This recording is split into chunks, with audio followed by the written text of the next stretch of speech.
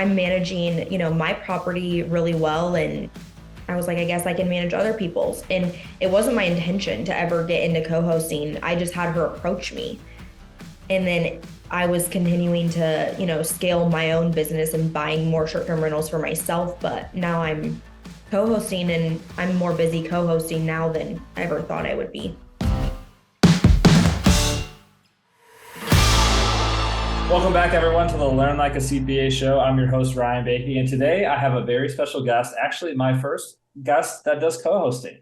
Her name's Elizabeth, and I'll have her introduce herself. Hi, I'm Elizabeth, and I am the co-owner of the Co-Host Co. And who's that company owned by? It is my sister and myself. I started co-hosting a couple years back. And before I even had the Co-Host Co, I was co-hosting, and we just scaled to a point where I needed some help in my business. And so my sister and I decided to go in together, and we created the Co-Host Co. And so take it a little bit back. So did you go to college by chance? I did. I have a business degree in management and entrepreneurship. And where did you go to school? I went to Western Oregon University. Okay. But you said that you co-host. So where do you reside now? I'm in Dallas, Texas now. I'm originally from Portland, Oregon. And so you're from Texas, but you manage properties in Myrtle Beach. How are you able to do that? Yeah, we have everything set up very remotely. So we find trusted cleaners and vendors and runners on the ground for us in all the markets that we're in. And we're able to oversee all of those vendors in order to manage for our clients. I started my own property there in Myrtle Beach, and I was able to manage all of that remotely. So I figured I was able to do the same for my clients. And now we're in different states all over the country. And so I think I might have missed this part. So did you have your first Airbnb that you owned, and then you started co-hosting after that? Yeah. So my husband and I both owned houses in Oregon before we met. And so when we decided to move to Texas together, we sold our primaries and we made a good chunk of change selling those properties. So we took that money and we bought our first rental property. And my husband is a retired Marine. So we were able to do financing on our primary with zero down. So we were able to take all the money from selling those houses and roll it into a rental. Wow. So you bought your first house when how old were you? 22. Wow. I think he was 23. And then so you guys both sold your primaries, moved to Texas, and so you bought your primary now with VA. Have you bought any with VA as well? Yeah. Ooh. So we were able to buy our primary with a VA, which helps because we don't have to put anything down. And so, and we're going to plan to sell every 2 years and then continue to just put zero down on our primary and roll all that into buying short-term rentals, which I got lucky with him. Where did you learn that 2-year rule by chance? Miss Ryan Bakey. Okay, so let's talk more about on the co-hosting side. So how long the process of getting your first client, like what did that look like? Yeah, so I actually started working with clients not through co-hosting, but I was doing tech stack setups. So I found that a lot of people I was talking to, were able to, self-manage, but they weren't doing it as effectively as they could have been. And a lot of people that are buying short-term rentals are, the older generation, and they're not as good with the tech as we are. So I was able to kind of leverage that and work with clients setting up all their business automations to make it more hands-off. And so I was doing that quite often. And then I had a few of those clients approach me to manage once they realized they were in a position where, they couldn't actually self-manage. And it kind of just went from there. It's kind of funny you say that because one of the first small businesses that I bought from somebody, I knew it was going to be a profitable ordeal for me because when I contacted the owner, I saw that they had an AOL email. So I immediately knew that there was probably some inefficiencies in that business that I could come in Yeah. and kind of scrape and replace. So it does sound like you kind of have a, so you were thinking, hey, I can set up your tech stack, but then you probably took it a step further to just say, okay, let me get a percentage of whatever it's gonna do rather than just getting paid My one first time. client, she's a dentist. And so I set everything up for her tech stack. And then she realized, she was like, I can't, self-manage because guests are messaging me in the middle of the day and I'm with patients and I'm just not able to, be on my phone all day. So, she just said, hey, would you be interested in co-hosting with me? And I never thought about it. I was like, yeah, sure, why not? I was like, I guess I'm managing, my property really well. And I was like, I guess I can manage other people's. And it wasn't my intention to ever get into co-hosting. I just had her approach me. And then I was continuing to, scale my own business and buying more short-term rentals for myself. But now I'm co-hosting and I'm more busy co-hosting now than I ever thought I would be. Hmm. And so what is your kind of, can you talk more like what markets you're in? So I know you're in the Yeah. Myrtle Beach market. Can you elaborate on that? Yeah, so we are in Oregon, California, Florida, Mississippi, South Carolina, Tennessee, and Texas. Where are there Airbnbs in Oregon? On the coast. Okay. So they're beach houses, Lincoln City, Oregon specifically, but there's lots of Airbnbs in Central Oregon, which is kind of more like the mountains of Oregon, and then on the coast. Hmm. So what kind of gave you the confidence that you could, not only manage your property hundreds of miles away, manage other people's properties hundreds of miles away, but then also kind of scale that to where you're basically nationwide, right? Yeah, definitely. I think it's all about building relationships. So just having great, trustworthy vendors on the ground in the areas that you're in. I've been to all my markets in person. So I think that really helps. I have met all my vendors. I know a lot of people don't do that, but to me, being able to trust my vendors, I think it's great to put, a face to a name and really, show up there and be able to show them my expectation in person, and then being able to have a runner as well. So that's somebody that we hire just on an hourly basis that lives in the area that we can have go check the work of like our cleaners and handymen and different things like that, and just setting really strong expectations for our cleaners that, this is what we expect, this is what, everything needs to look like, and just having like open strings of communication with them. Hmm.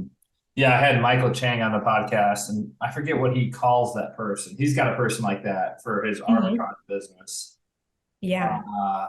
I forget what he called. He had a name for them, but Yeah, uh, we call them runners. I runner. don't I Okay. don't know where that came from, but that's just what we call them. What do do you prefer, managing your own properties over other people's properties? And I guess let me take a step back. So one of the questions a lot of people have is um, contractors. Like they cannot find good contractors in the areas. Have you these properties that you co-host or you bought yourself? Were they mostly turnkey? Like, was it just small changes or? So I've done a little bit of both. So Hey guys, just wanted to interrupt the podcast to let you know that if you enjoy the podcast and the content that's in it, you would love my Tax Strategy Academy. This is going to give you the framework for developing all your tax plans for the entire year, whether you're a long-term rental, short-term rental investor. You're going to get a one-on-one call with me to map out your tax plan, and you're going to get access to weekly office hours where you can come and ask your personal questions. So if you're interested in learning more, go check out the link in the show notes below. And now back to the show. so I've done a little bit of both. So properties that I have bought myself, the first one I ever bought was quite a bit of work. My husband and I went there and lived there for a month, and we did a ton of work on it. that way we were able to buy something that was undervalued and, gain equity in it right away, which was a huge bonus to us. And then obviously for tax reasons, we were able to, write off all those expenses, which has been great in doing cost seg on our own properties. But I took over properties from property managers that, I thought needed a little bit of, help. So I've actually gone there in person and, just done like some decor changes and, things like that, added amenities and small things. I've never overseen a rehab for a client before, but definitely, finding the vendors can be tricky. I've been really involved in different Facebook groups and networking with other owners. And I found that that's a great way to get vetted vendors through networking with other owners in those markets. You made me lose my question. Oh, you brought up a good point, right? Like, yeah, a lot of your clients come from property managers because they might have bad experiences, or the property manager. We dealt on one of my multifamily properties, like we dealt with a pretty bad property manager. They were just trying to get as many heads and beds as they could. And so they were grossly discounting the, monthly rent that we could have been charging, or that at least they tried to. Is that is there any marketing opportunity out of that? Like, are you able to go? I would imagine you could potentially go on like one of these shitty property manager company websites, look at the properties that they're managing, and like go direct to owner and contact them. Have you ever thought about that? Or most of your marketing is kind of. So I haven't. I mean, yeah, that could definitely be a tactic for a co-host. I have been really lucky to be able to have most of my clients come to me through referrals. I feel like I've done a really good job networking with other owners, and, my owners have all had great experiences. So they've referred me clients, and I haven't had to do a lot of marketing. We're just now starting to get into marketing through some advice I received from you. So we're getting into that. But yeah, I feel like that's definitely a great tactic. We do have owners come to us all the time from property managers, and the reason they want to switch to co-hosting is because of the experiences they've had with property managers. One, property managers charge a lot more than we charge for co-hosting. The property manager doesn't give, the owner any flexibility in, how they're managing. They don't let the owner be involved in any way. They have no say over, anything that goes on in the property. And a lot of times owners have a really hard time communicating with their property managers.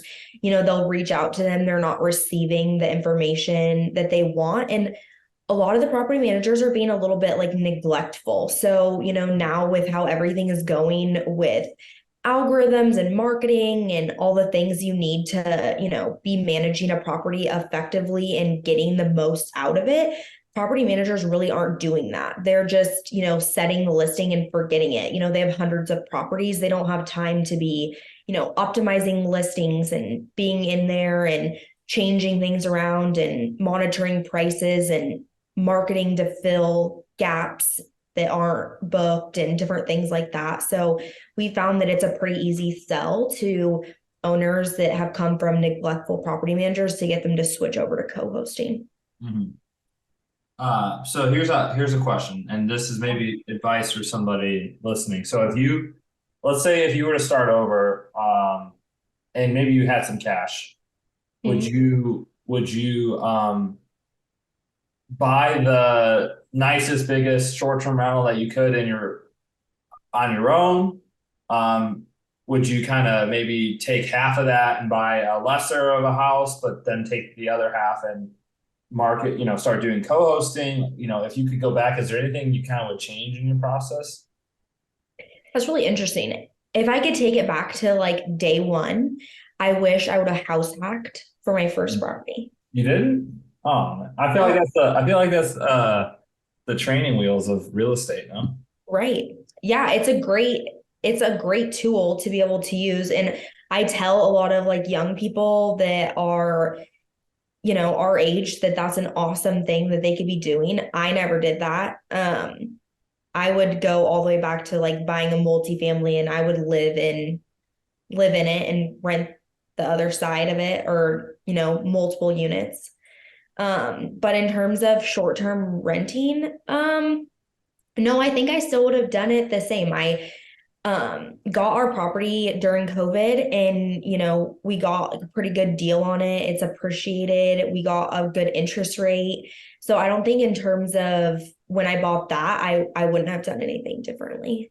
And it is a really unique property too, because it is technically a duplex because it has a lockout, and it has like 2 kitchens and living rooms and stuff. So it's given us a lot of flexibility in the off season to be able to rent to snowbirds, or make it a smaller house, because it is a large house. It's a 6-bed 4-bath for the first one we bought. So it was a really unique property. So I definitely don't regret buying that or doing that the way that we did. So it's zoned as a duplex, you're saying? No, not technically, but so when you walk in the front door, there's like 2 front doors in the front door. I think you showed it to me actually. Yeah, so it has like a true lockout. So if you open one of the doors, that you go like upstairs, and then it has like its own separate unit. But during the season, we rent it as one big house. But yeah, What definitely wouldn't have done anything differently. What would be some tips that you would give to somebody who's starting from zero co-hosting? Because I mean, one of the common questions that I get from people is, how can I start co-hosting if I don't have my own properties? Are people going to take me seriously? I haven't managed a rental property. If co-hosting's the cheapest and easiest way to get started in real estate, which it requires little to no capital, right? How does somebody get started with no experience? Yeah, that's a great question. People ask me that a lot.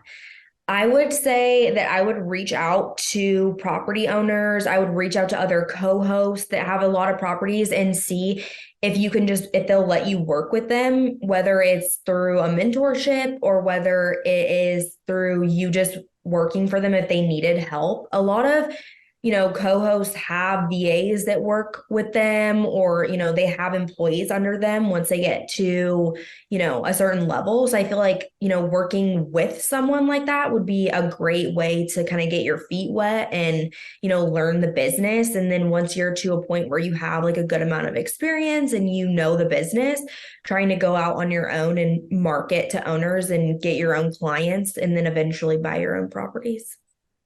Yeah, that's good advice. This podcast is sponsored by the Co-Host Co. Now taking applications for assistant co-hosts. Well, thanks for everything. Is there anything else you'd like to tell the listeners before we go? Or where can people find you? Yeah, we are at thecohostco.co is our website. Instagram, we're the Co-Host Co Sisters, and Facebook, the Co-Host Co. Okay, we'll make sure to link that in the show notes because it just got confusing to me. Yeah, a lot of co's. Well, that's it, everyone. Thanks again, Elizabeth, and we'll see you guys in the next episode.